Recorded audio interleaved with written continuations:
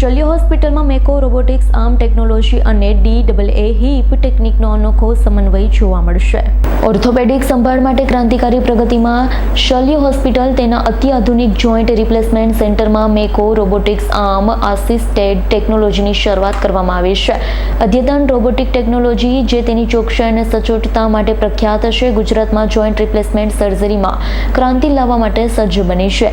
US FDA દ્વારા મંજૂર કરાયેલા મેકો રોબોટિક સિસ્ટમ ઓર્થોપેડિક સર્જરીના ક્ષેત્રમાં ગેમ ચેન્જર રહી છે. DAA ટેકનિક જે તેના ન્યૂનતમ ફાયદાઓ માટે જાણીતી છે, અનેક ફાયદાઓ પ્રદાન કરે છે. ઓર્થોપેડિક સર્જરીના સલાહકાર ડોક્ટર કાર્તિક પટેલે શરૂઆત અંગે ઉત્સાહ વ્યક્ત કર્યો છે. આ પ્રસંગે પ્રતિષ્ઠિત મહેમાનો હાજર રહ્યા, જેમાં અગ્રણીય આરોગ્ય સંભાળ વ્યવસાયિકો, દર્દી અને મીડિયાના સભ્યોનો સમાવેશ થાય છે. આશરે 10 મિનિટમાં સર્જરી સફળ બને છે. છેલ્લા 3 મહિનામાં 100 જેટલી સર્જરી સફળતાપૂર્વક પાર પાડવામાં આવી.